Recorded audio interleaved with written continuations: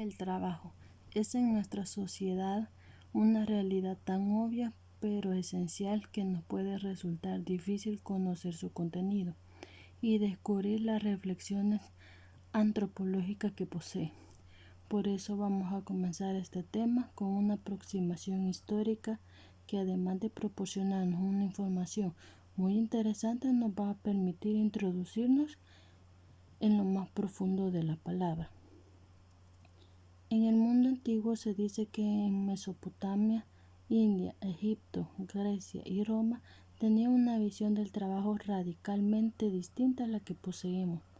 Entonces vamos a aclarar en primer lugar que el concepto de trabajo en cuanto tal no existía, y el concepto más cercano del trabajo era el de la actividad manual, donde en la actividad manual era minimizado y despreciado. Se consideraba una carga humillante donde solo lo ejercían los esclavos. Como era de esperarse, la formalización teórica de este planteamiento se encuentra principalmente en los griegos Hesíodo, Platón y sobre todo en Aristóteles. Se dice que fue en Aristóteles quien elaboró la tripartición clásica del obrar humano, que son contemplación, obrar y hacer o producción. El trabajo forma parte de la tercera categoría, que tiene por tanto un valor instrumental que vale solo y en la medida en que sirve para conseguir un objetivo fijo. El medievo y los primeros siglos del cristianismo. El cristianismo supuso una revolución en este planteamiento por muchos motivos.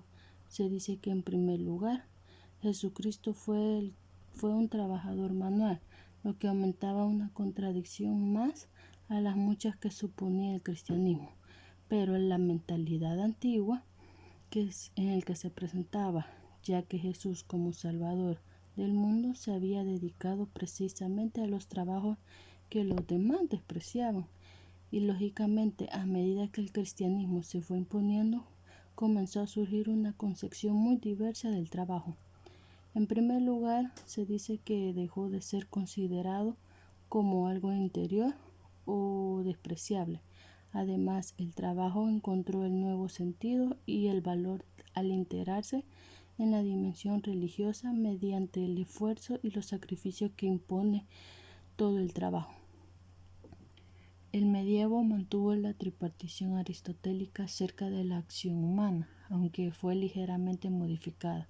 El primer puesto lo sigue teniendo la contemplación, aunque a diferencia de la griega, ya no es solo intelectual sino amorosa. Es una contemplación religiosa de Dios que en un principio está al alcance de cualquier cristiano.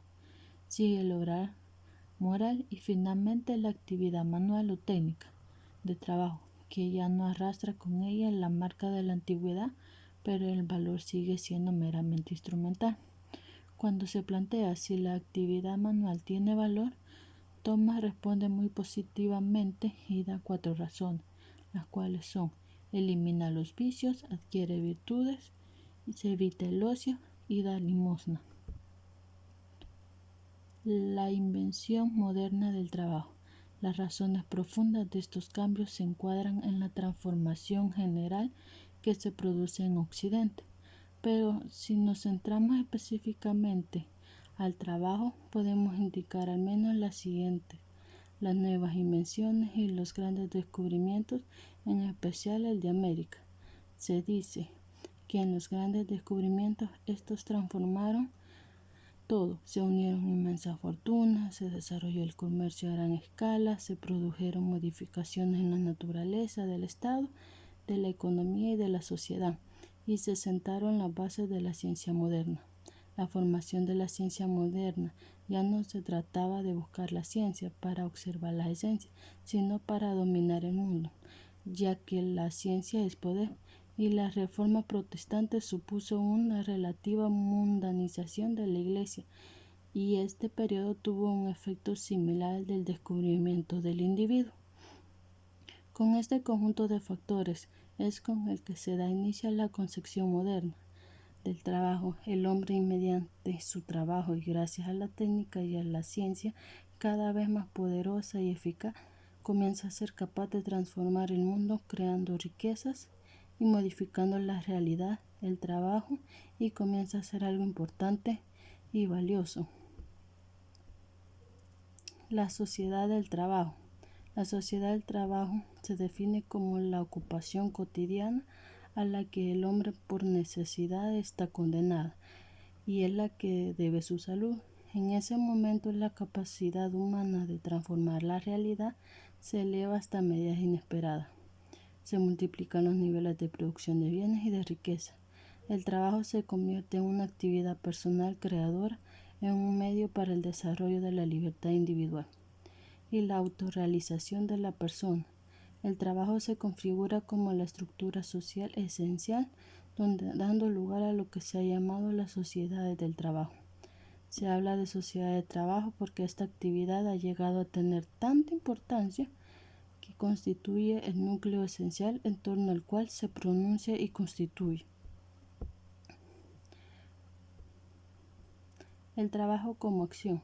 Debemos considerar una actividad que realiza toda la persona, que afecta a toda la persona, no solo algunas de sus facultades o dimensiones en el trabajo.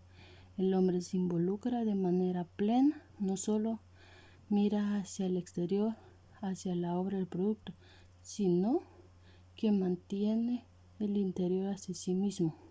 Y la manera adecuada para poder analizar este hecho es distinguir una dimensión subjetiva y otra objetiva. La dimensión objetiva refleja básicamente su carácter productivo y transitivo, lo que incluye no solo los posibles resultados materiales, sino también los culturales.